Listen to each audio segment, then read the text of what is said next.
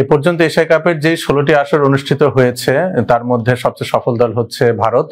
এবং ভারতের যদি আমরা টিম লাইন আপটা দেখতে চাই সেই ক্ষেত্রে ওপেনিং এ আমি আশা করছি শুভমান গিল এবং অভিষেক শর্মাকে। শুভমান গিল বেশ কিছুদিন পর আসলে ইন্ডিয়ান টি20 ন্যাশনাল টিমে ব্যাক করেছেন। ওনার টি20 ক্যারিয়ারটা কিন্তু বেশ ইমপ্রেসিভ। ওনার ব্যাটিং স্ট্রাইক রেট টি20 ক্যারিয়ারে 139 অড। সো শুভমান গিলের সাথে আমরা দেখতে পারবো অভিষেক শর্মা। অভিষেক শর্মা কিন্তু খুবই বিধ্বংসী একজন ব্যাটার, যার টি20 ক্যারিয়ারে স্ট্রাইক রেট হচ্ছে 193.84। তো এশিয়া কাপে আসলে যে কয়টা টিম রয়েছে তাদের সাথে ইন্ডিয়ার সবচেয়ে বড় পার্থক্যের জায়গা হয়তো আমি এটাই দেখতে পাচ্ছি যে আপনি অন্যান্য সব স্কোয়াডে যদি দেখেন সেই ক্ষেত্রে 120 বা 130-এর ঊর্ধ্বে স্ট্রাইক রেটে ব্যাট করা ব্যাটারের সংখ্যা খুবই সীমিত। সেখানে খুবই অবাক হওয়ারই বিষয় যে ইন্ডিয়াতে যে কয়জন ব্যাটার রয়েছেন তাদের প্রত্যেকের স্ট্রাইক রেট 130+। একজন ব্যাটারও নেই যাদের স্ট্রাইক রেট 130-এর নিচে, এবং কিছু কিছু ক্ষেত্রে সেটা 150-এর উপরে চলে যাচ্ছে। তার মধ্যে একজন হচ্ছে অভিষেক শর্মা। উনি আইপিএল এ সানরাইজার্স হায়দ্রাবাদের হয়ে ব্যাটিং করে থাকেন এবং খুবই বিধ্বংসী একজন ব্যাটার। আসলে উনি যেদিন অভিষেক শর্মাকে আপনি প্রথম 3-4 ওভারের মধ্যে আসলে আউট করতে পারবেন না, সেদিন উনি আপনার জন্য খুবই খারাপ কিছুই আসলে বয়ে আনবেন। নাম্বার 3-তে রয়েছেন টি20 ক্রিকেটে 1 নাম্বার ব্যাটার সূর্যকুমার যাদব। সূর্যকুমার যাদবের টি20 স্ট্রাইক রেট 167.07। উনি মুম্বাই ইন্ডিয়ান্সের হয়ে খেলে থাকেন আইপিএল এ। তো এটা যদি আমরা টপ 3 এর কথা বলতে পারি, সেখানে আসলে বিধ্বংসী রূপে আমরা হয়তো দেখতে পাবো সূর্যকুমার যাদব এবং অভিষেক শর্মাকে, এবং শুভমান গিল হয়তো ইনিংস অ্যাঙ্কর করার রোলটা প্লে করবেন। নাম্বার 4-এ তিলক ভার্মা। উনি মুম্বাই ইন্ডিয়ান্সের খুবই নির্ভরযোগ্য একজন ব্যাটার আইপিএল এ। ওনার টি20 স্ট্রাইক রেট হচ্ছে মোর দেন 155.07। আসলে খুবই বিধ্বংসী একটা দল আসলে ভারত এবারকার এশিয়া কাপে আমি যেটা দেখতে পাচ্ছি। নাম্বার 5-এ আমি দেখতে চাইবো অক্ষর প্যাটেলকে, যার স্ট্রাইক রেট হচ্ছে টি20 ক্যারিয়ারে 139.32। পাশাপাশি উনি লেফট আর্ম অর্থোডক্স বোলিং করে থাকেন। অক্ষর প্যাটেলকে নাম্বার 5-এ খেলানোর উদ্দেশ্য হচ্ছে যে যেহেতু উনি একজন অলরাউন্ডার এবং বল হাতে উনি বেশ কিছুটা দক্ষ, স্ট্রাইক রেটও ওনার খুব একটা খারাপ না।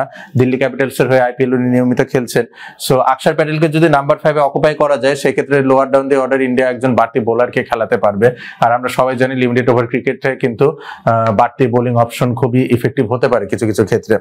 নাম্বার 6-এ আমি দেখতে চাইবো জিতেশ শর্মা, আরসিবির অধিনায়ক। এবার আরসিবি তাদের শিরোপা খরা কাটিয়েছে জিতেশ শর্মার হাত ধরে। ওনার কিন্তু টি20 ক্যারিয়ার এই পর্যন্ত যা দেখতে পাচ্ছি সেখানে কিন্তু তার স্ট্রাইক রেটটা খুব ইমপ্রেসিভ, 147।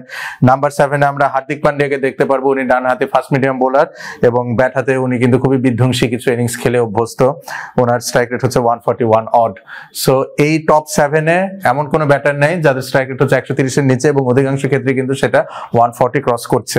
এবার যদি আমরা কিছু বোলিং অপশন দেখতে চাই ইন্ডিয়াতে, I would love to see Kuldeep Yadav and Varun Chakravarthy both in the playing 11। Kuldeep Yadav chinaman bowler এবং ভারুণ চক্রবর্তী মিস্ট্রি স্পিনার। এর পাশাপাশি আমরা পেসার হিসেবে দেখতে চাচ্ছি জাসপ্রীত বুমরা এবং আর্শদীপ সিংকে। আর্শদীপ সিং কিন্তু লাস্ট আইপিএল এ বেশ ভালো করেছেন কিংস 11 পাঞ্জাবের হয়ে, এবং জাসপ্রীত বুমরা অ্যাজ ইউজুয়াল মুম্বাই ইন্ডিয়ান্সের হয়ে উনি নিয়মিত পারফর্ম করে আসছেন এবং ইন্ডিয়া ন্যাশনাল ক্রিকেট টিমের মানে অন্যতম ভরসা লিমিটেড ওভার্স ক্রিকেটে হচ্ছে জাসপ্রীত বুমরা।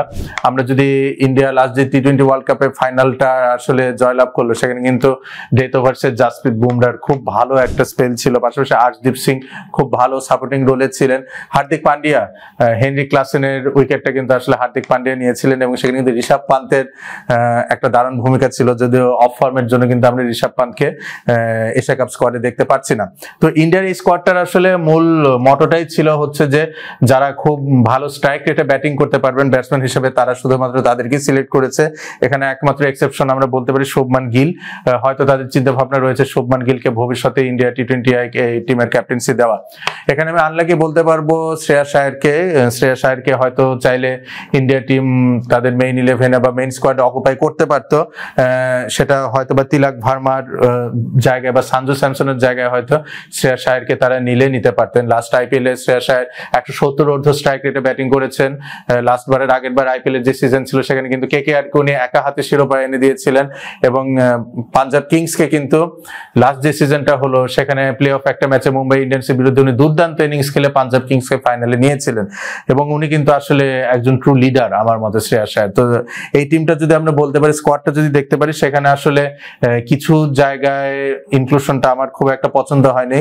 তার মধ্যে হচ্ছে তিলক ভার্মা বা সঞ্জু স্যামসনকে শ্রেয়াস আয়ারের আগে প্রায়োরিটি দেওয়া, এটা একটা জায়গা হতে পারে। শিবম দুবেকে আমার ইন্টারন্যাশনাল ক্রিকেটের জন্য খুব ফিট একজন ক্রিকেটার কখনোই মনে হয়নি। পেস বোলিং এর এগেনস্টে কিন্তু আসলে ওনার রেকর্ড খুব একটা ভালো না, উনি বেসিক্যালি স্পিনের এগেনস্টে খেলে আসলে মোটামুটি স্বাচ্ছন্দ্য বোধ করে থাকেন। বোলিং এর ক্ষেত্রে যদি আসে, হার্ষিত রানাকে তারা ইনক্লুড করেছেন, সেখানে কিন্তু আমি মোহাম্মদ সিরাজ বা প্রাসিদ কৃষ্ণাকে দেখলে আরেকটু বেশি খুশি হতে পারতাম। ইয়াশ ঠাকুর লেফট আর্ম ফাস্ট বোলার, তাকেও হয়তো ইন্ডিয়া ইনকর্পোরেট করতে পারতেন। আসলে ইন্ডিয়া ক্রিকেটের আসলে ডোমেস্টিক স্ট্রাকচারটা এতই শক্তিশালী এবং তাদের রিজার্ভে বা পাইপলাইনে এত বেশি কোয়ালিটি প্লেয়ার থাকে, ইন্ডিয়া আসলে যেভাবেই টিম অ্যানাউন্স করুক না কেন, সবসময় আমরা কিছু না কিছু বিতর্ক দেখতেই পারবো, বা আমরা হয়তো বলতে পারবো যে এই প্লেয়ারের জায়গায় হয়তো এই প্লেয়ারকে খেলানো যেতে পারে। তো আসলে India is the team to beat in this edition of Asia Cup, এবং তাদেরকে আসলে শিরোপা থেকে দূরে রাখা বা তাদেরকে শিরোপা বঞ্চিত করা বাদবাকি টিমগুলোর জন্য অনেক বড় একটা চ্যালেঞ্জ হবে।